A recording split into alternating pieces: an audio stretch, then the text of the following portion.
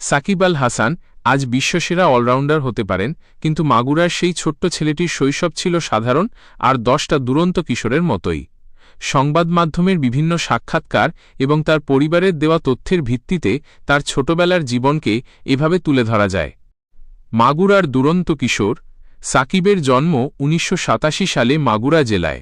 ছোটবেলা থেকেই পড়াশোনার চেয়ে খেলাধুলার প্রতি তাঁর টান ছিল প্রবল।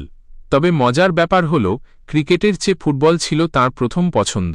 তার বাবা মাসরুর রেজা ছিলেন একজন ফুটবলার, তাই ফুটবলের প্রতি ভালোবাসাটা ছিল জন্মগত। ফুটবলে হাতেখড়ি, ক্রিকেটে ঝোঁক।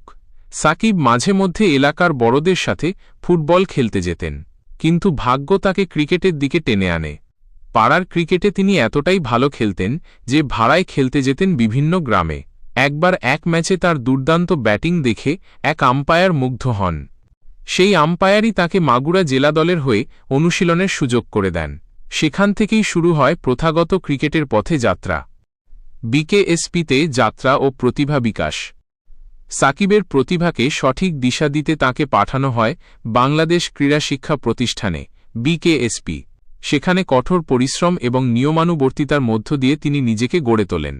সাকিব ছোটবেলা থেকেই খুব আত্মবিশ্বাসী ছিলেন। তার খেলার ধরন দেখলেই বোঝা যেত তিনি অনেক দূর যাবেন। সাকিবের শৈশব নিয়ে তার কোচদের সাধারণ মন্তব্য। সংবাদ মাধ্যমের চোখে সাকিবের বেড়ে ওঠা। সংবাদ মাধ্যমগুলো প্রায় সাকিবের শৈশবের একটি ঘটনা প্রচার করে।